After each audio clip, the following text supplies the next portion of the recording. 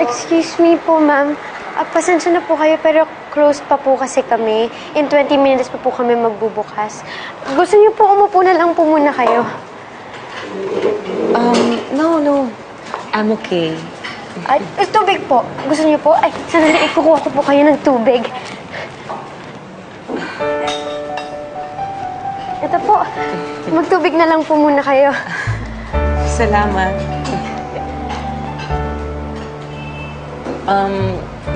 Hindi ako customer dito.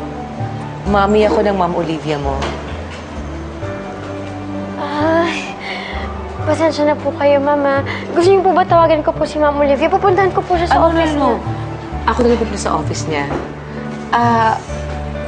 Bago ka lang ba dito? Ano ka dito?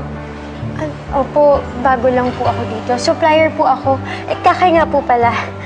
At your service po. Ay, gusto niyo po bang matikman yung dessert po? Ay, nako. Ay, patikin natin si ma'am. Pahingi ako nito. Ayan. Ma'am, tikman niyo po muna. Masarap po yan. Ako po gumawa niyan. Talaga?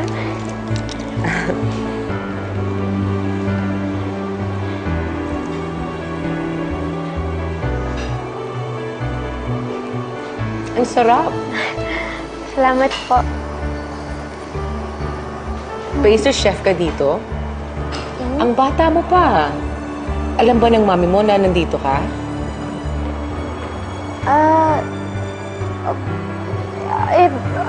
Opo. Okay. That's good. And this is good also. Ay, salamat po. Buti naman po nagustuhan niyo. Pwede ko bang balikan to later? Kailangan ko lang puntahan sa office ng anak ko. Ay, sige po. Opo, ma'am. Okay. Thank you. I'll see you around. Sige po.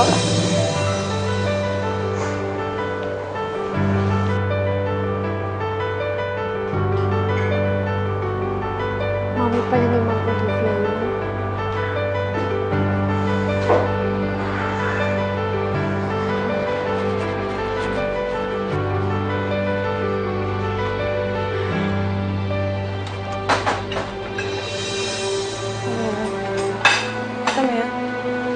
Aga-aga, oh.